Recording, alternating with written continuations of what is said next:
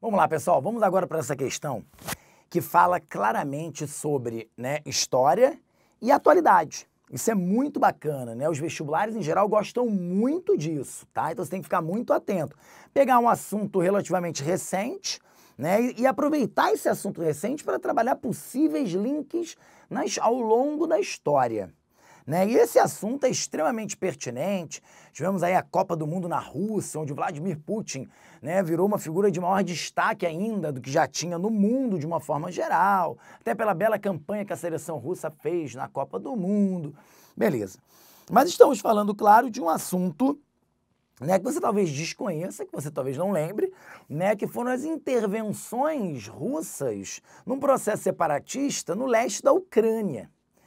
Você não precisava saber disso. Cuidado. Como é que eu vou saber disso? Não precisa saber disso. Porque a questão, na verdade, depois coloca lá, né, os rolos de papel higiênico com o rosto do Putin, vendidos lá em Kiev, na capital da Ucrânia.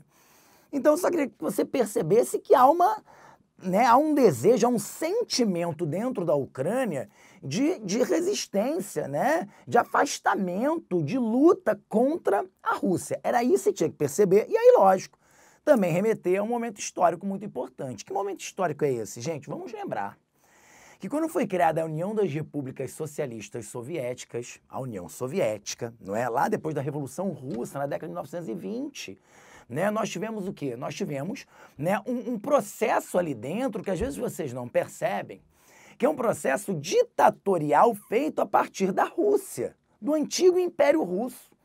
A Rússia, das 15 repúblicas socialistas soviéticas, era o país mais forte ali dentro e por isso se impunha frente a esses outros territórios, essas outras repúblicas.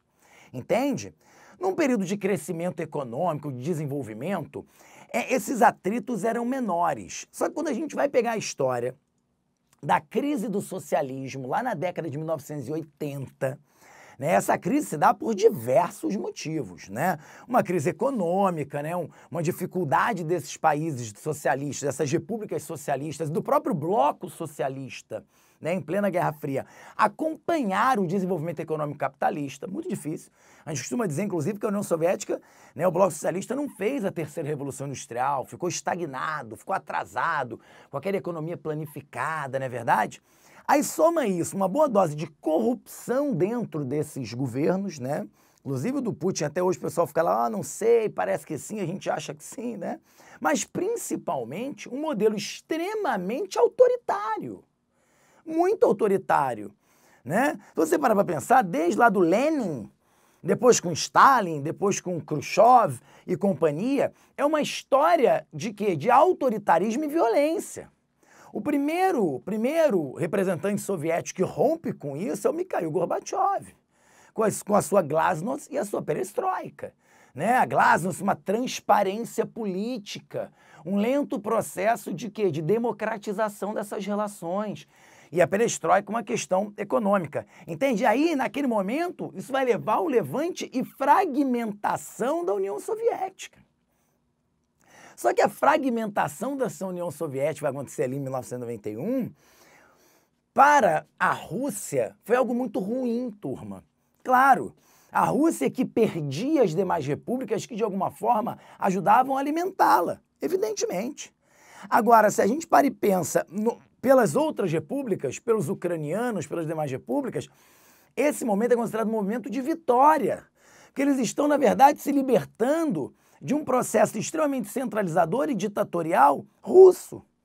Né? Lembre-se, inclusive, que essa Rússia gerava um processo, né, de russificação dessa União Soviética. Até culturalmente falando, era uma imposição muito forte.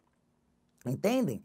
Então, enquanto para a Rússia o fim da União Soviética é considerado um dos maiores desastres da história do século XX, para essas demais repúblicas, inclusive a ucraniana, é um momento de liberdade, de vitória, de resistência, entende? E aí vem a outra questão, que é a questão atual, porque nunca desde então a Rússia aceitou perfeitamente a perda desses territórios, entende? Então as intervenções russas né, diretas ou indiretas, quando eu digo indiretas, é o apoio do governo russo, né, a esses levantes separatistas, né, para enfraquecer essas repúblicas e, consequentemente, quem sabe, ampliar seu território, né, eram constantes e foram constantes, e o Putin é ainda um expoente desse processo, desse, digamos, imperialismo russo sobre essas regiões.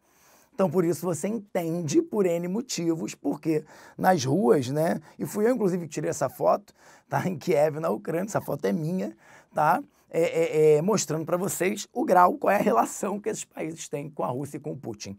Perfeito? Então, vamos lá, vamos nas opções. Ó, a insatisfação ucraniana pode ser compreendida pela A, ausência de apoio do governo russo aos movimentos separatistas.